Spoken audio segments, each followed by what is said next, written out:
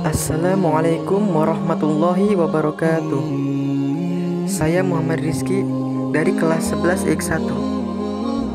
Yang terhormat Bapak Dasep selaku guru Al-Quran Hadis, dan yang terhormat hadirin dimanapun berada, semoga Allah muliakan.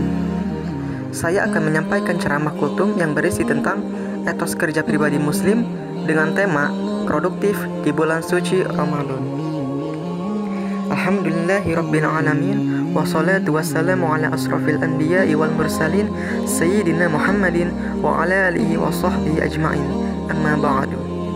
Asyhadu an la ilaha illallah wahdahu la syarikalah wa asyhadu anna Muhammadan abduhu wa rasuluh. Hadirin rahimakumullah, Allah telah menyuruh kaum muslimin untuk menanamkan jiwa kerja keras yang tinggi, karena pada dasarnya kehidupan tidak akan terjadi dua kali, sehingga apabila mereka menyanyiakan waktu, mereka tergolong orang-orang yang merugi. Hendaknya dalam hidup yang hanya sekali ini benar-benar memanfaatkan waktu dengan sebaik-baiknya. Ini sekaligus menguji orang mukmin, siapakah di antara mereka yang paling rajin dan tekun dalam bekerja. Kemudian dari hasil yang didapatkannya tersebut, sebagian harus diinfakkan kepada istri, anak, dan pembantunya, agar segala sesuatu yang telah diraihnya menjadi ladang amal ibadahnya untuk urusan akhirat. Dalam sebuah hadis disebutkan dari Al-Miqdam bin Ma'di Karib Az-Zubaydi dari Rasulullah SAW, beliau bersabda, "Tidak ada yang lebih baik dari usaha seorang laki-laki kecuali dari hasil tangannya sendiri, dan apa-apa yang diinfakkan oleh seorang laki-laki kepada dirinya sendiri, istri, anak, dan pembantunya adalah sedekah." Hadis riwayat Ibnu Majah.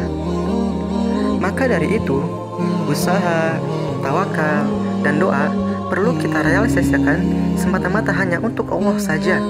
Kadang banyak sekali orang-orang yang mengejar dunia hanya untuk dirinya sendiri, sehingga dia terlalu jauh dalam bersyukur kepada Allah SWT yang seluruh hartanya adalah berasal dari Allah, sehingga dia tidak pernah puas dengan apa yang telah didapatkannya. Contoh misalnya, Allah kasih emas 1 gunung, malah minta 2 gunung. Allah kasih 2 gunung, malah minta 3 gunung.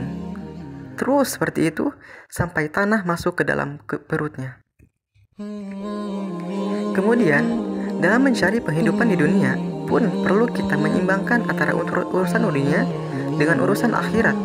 Sebagaimana yang kita ketahui bahwasanya dunia hanya sementara dan akhirat adalah selamanya. Maka jangan sampai kita lupa menyiapkan bekal untuk akhirat kelak.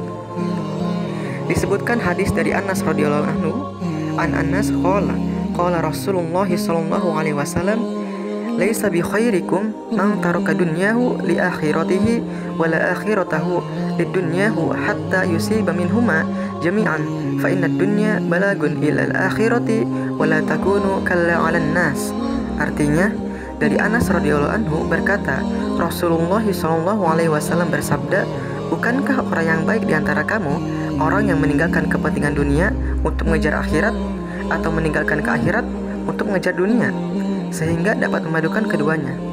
Karena kehidupan dunia mengantarkan kamu menuju kehidupan akhirat, dan janganlah kamu menjadi beban orang lain." Hadis riwayat Ibnu As-Sakir. Hadirin rahimakumullah, kita perlu tahu ada 3 poin manajemen waktu ala Rasulullah SAW. Berikut salah satu kiat-kiat manajemen waktu dalam perspektif Islam dan dari Rasulullah SAW. Pertama, jadikan sholat fardu sebagai pola disiplin. Rasulullah SAW menjadikan sholat fardu sebagai cara membentuk pola kedisiplinan dan membentuk watak dan ritme hidup. Pemilahan waktu dalam sehari bagi umat Islam sangatlah jelas, dan melalui manajemen waktu, sholat fardu ini dapat menjadikan kita disiplin dan tepat waktu, sehingga segala aktivitas yang kita terprogram dengan baik. Yang kedua, terapkan pola berpikir investasi. Pola berpikir investasi bukanlah manajemen waktu yang instan. Artinya, jangan mengelola waktu dengan instan atau hanya berpikir jangka pendek. Namun coba membuat daftar kegiatan untuk jangka panjang Karena jika mengelola waktu dengan instan akan membuat kita malas dalam berproses. Persiapkan segala hal untuk masa depan kita, sehingga nantinya kita dapat memetik hasil terbaik di kemudian hari. Di dalam ajaran Islam, memang selalu diajarkan menabur benih kebaikan, seperti yang diajarkan langsung oleh Rasulullah SAW. Tetapi bukan artinya kita bisa langsung memanen kebaikan tersebut di keesokan harinya. Tapi kita harus yakin bahwa Allah Maha Adil. Setiap kebaikan pasti dibalas kebaikan. Pola berpikir investasi yang diajarkan Rasulullah SAW sangat perlu diterapkan agar menjadikan akhlak pribadi kita menjadi lebih baik. Yang ketiga, terus produktif, jangan biarkan waktu terbuang percuma. Islam sangat menjunjung tinggi waktu dan sangat mengutamakan nilai-nilai produktivitas secara sempurna. Baik produktivitas terhadap melakukan ibadah atau peningkatan serta perbaikan diri maupun produktivitas yang dapat menghasilkan suatu karya dan sesuatu yang bermanfaat. Allah pernah berfirman di dalam Al-Quran, Quran Surat Al-Insyirah ayat ke-7, maka apabila kamu telah selesai dari satu urusan, maka kerjakanlah dengan sungguh-sungguh urusan yang lain. Tampak sederhana, tapi jika direnungkan ayat tersebut, terlihat jelas menjelaskan bahwa Allah Subhanahu wa Ta'ala tidak menginginkan umatnya menjalani waktu tanpa produktivitas.